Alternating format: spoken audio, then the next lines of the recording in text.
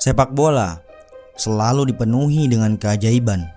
Liga Champions 2021-2022 menjadi bukti Real Madrid mengubah keajaiban menjadi sebuah rutinitas. Musim itu seakan sepak bola seolah kehilangan akal sehatnya. Sebuah tim yang berkali-kali dinyatakan selesai justru selalu menemukan cara untuk bangkit. Bukan sekali, bukan dua kali, tapi terus-menerus hingga dunia kehabisan penjelasan. Liga Champions 2021-2022 menjadi saksi bagaimana Real Madrid melakukan sesuatu yang nyaris mustahil. Mereka selamat dari kepungan superstar Paris Saint-Germain, menyingkirkan juara bertahan Chelsea, menghancurkan mimpi besar Manchester City, lalu menaklukkan Liverpool di partai final untuk mengangkat trofi ke-14 kalinya. Yang paling gila, hampir di setiap ronde mereka sudah dianggap tersingkir. Para supporter lawan mulai merayakan kemenangan seolah Real Madrid dipastikan kalah. Para pakar, para pundit sudah menulis akhir dari cerita mereka. Tapi setiap kali peluit panjang belum berbunyi, Real Madrid selalu punya satu jawaban, yaitu keajaiban. Bagaimana mungkin satu tim bisa lolos dari maut berkali-kali hanya dalam satu musim? Inilah mental juara terbesar yang pernah dimiliki sepak bola. Inilah perjalanan Liga Champions paling mustahil dalam sejarah modern. Sebuah kisah yang sampai hari ini masih membuat jutaan penggemar bertanya-tanya bagaimana Real Madrid bisa melakukannya. Mari kita bahas.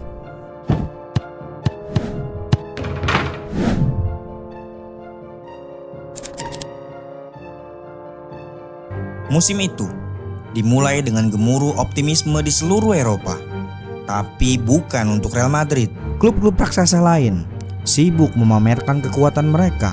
PSG merakit lini serang impian berisi Lionel Messi, Neymar, dan Kylian Mbappe. Proyek yang dirancang untuk merebut segalanya.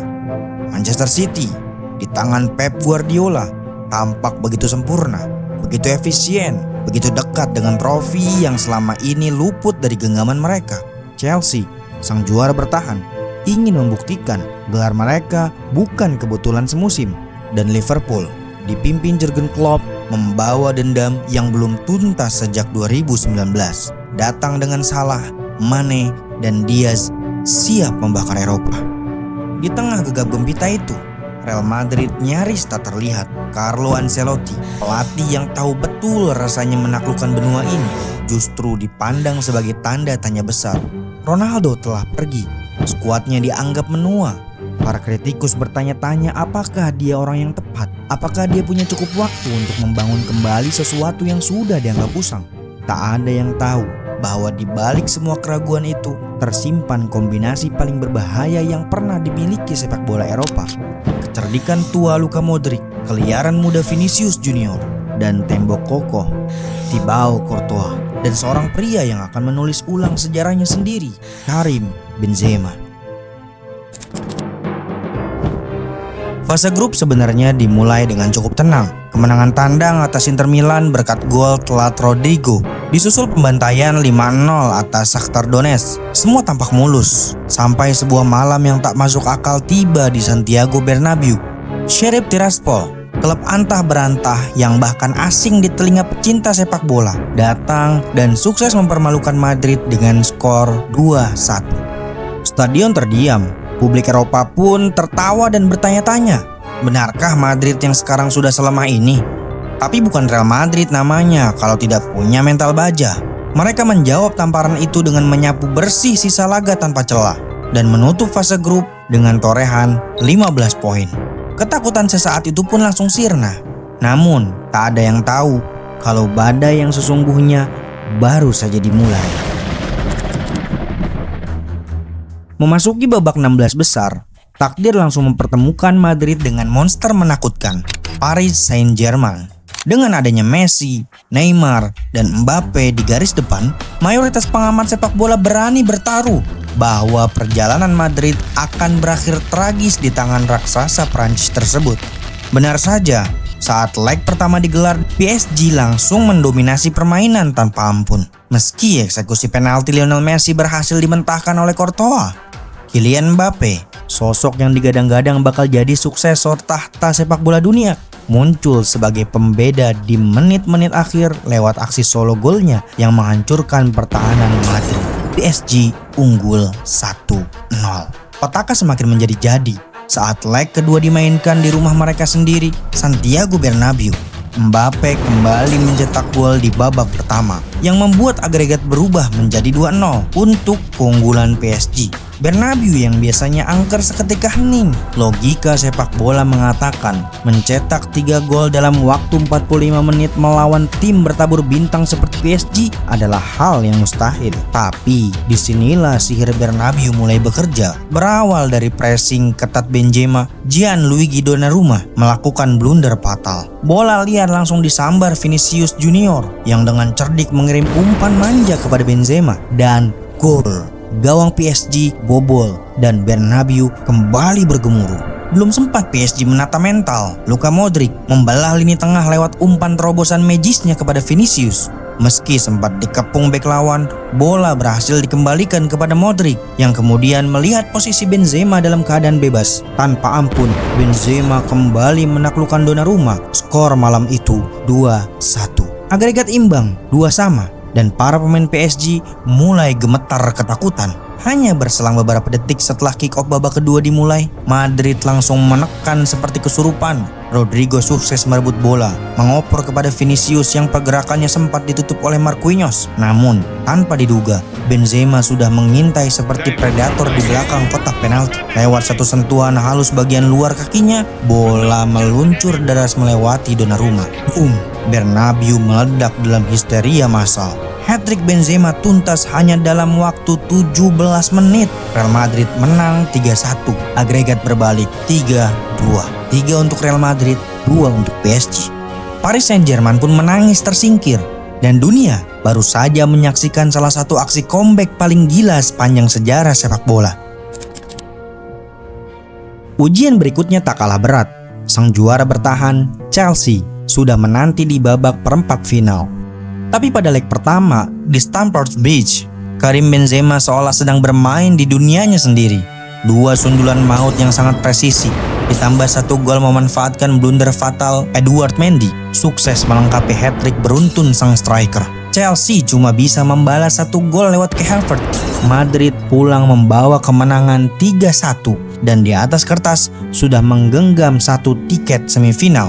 Tapi ingat, Chelsea datang ke Bernabeu bukan untuk menyerah. Sebagai juara bertahan, The Blues menunjukkan determinasi yang luar biasa di leg kedua. Mason Mount, Anthony Rudiger, dan Timo Werner secara bergantian mencetak gol yang membalikan keadaan.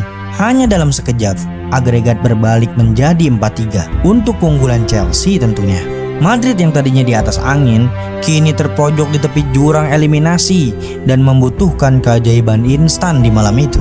Di saat genting seperti itulah, sang penyihir Kroasia, Luka Modric, menunjukkan kelasnya sebagai salah satu gelandang terbaik di bumi ini. Lewat sebuah visi yang tak terbaca, ia melepaskan umpan trivela menggunakan punggung kaki bagian luarnya yang melambung indah melewati seluruh barisan pertahanan Chelsea. Bola jatuh tepat di jalur lari Rodrigo yang langsung menyambutnya dengan sepakan voli 1 sentuhan yang menghujam deras ke gawang. Stadion Bernabeu bergemuruh hebat, seolah tak percaya dengan sihir yang baru saja mereka lihat. Laga pun terpaksa berlanjut ke babak perpanjangan waktu. Disinilah mental juara Madrid kembali berbicara. Vinicius Junior melesat kencang dari sisi kiri, mengirimkan umpan silang akurat yang langsung disundul dengan mantap oleh Benzema. Dan gol. Real Madrid menang dengan agregat tipis 5-4. Sang juara bertahan pun resmi tumbang. Sekali lagi, di bawah lampu sorot Bernabeu, Real Madrid menolak untuk mati. Lawan di semifinal jauh lebih mengerikan, Manchester City. Racikan Pep Guardiola yang terkenal sangat presisi dan nyaris tanpa celah. Leg pertama di Etihad Stadium berubah menjadi festival 7 gol yang membuat penonton senam jantung. Kevin De Bruyne dan Gabriel Jesus membawa City unggul cepat. Tapi Benzema membalas lewat sepakan volley first time. Phil Foden menambah keunggulan City yang langsung dibalas oleh aksi individu ciamik Vinicius Junior. Setelah Bernardo Silva mencetak gol keempat City, Benzema dengan mental baja menutup laga lewat penalti Panenka yang sangat berani. City memang menang 4-3, tapi Madrid sukses menjaga nafas mereka. Leg kedua di Santiago Bernabeu kemudian menjadi sebuah malam yang akan diceritakan turun-temurun sebagai mukjizat 2 menit. Manchester City tampaknya sudah mengendalikan segalanya dengan sangat nyaman. Bahkan Riyad Mahrez sempat membungkam sesi stadion lewat gol kerasnya di menit ke-73. Skor 1-0 untuk City. Agregat melebar jadi 5-3. Dengan sisa waktu yang hanya hitungan menit, para pendukung City di tribun sudah mulai bernyanyi dan membayangkan diri mereka terbang ke partai final. Tapi sayang, seribu sayang, mereka lupa satu aturan dasar di kompetisi ini. Jangan pernah merayakan kemenangan terlalu dini jika musuhmu bernama Real Madrid. Tepat di menit ke-90, sebuah umpan silang spekulatif dari Benzema berhasil disambar oleh Rodrigo untuk memperkecil ketertinggalan. Satu gol harapan tercipta. Belum sempat para pemain City mencerna apa yang terjadi. Tepat 1 menit kemudian, Dani Carvajal melepaskan umpan silang dari sisi kanan. Bola sedikit menyentuh Marco Asensio dan entah dari mana datangnya, Rodrigo melompat tinggi di antara kepungan bek City untuk menanduk bola masuk ke dalam gawang Ederson. 2 gol dalam waktu 2 menit tercipta. Bernabeu tidak lagi sekedar bergemuruh, tapi benar-benar meledak dalam kekacauan total yang luar biasa. Agregat menjadi imbang 5-5 dan laga harus berlanjut ke babak extra time. Mental para pemain City sudah runtuh total di babak tambahan. Terbukti Ruben Dias melakukan pelanggaran ceroboh dengan menjatuhkan Benzema di kotak terlarang. Benzema maju sebagai eksekutor. Dengan ketenangan yang di luar nalar, Benzema dengan dingin mengecoh Ederson. Mereka bilang City terlalu perkasa untuk dikalahkan, tapi mereka lupa kalau di bawah langit Bernabeu, Real Madrid punya DNA magis yang tidak dimiliki klub lain.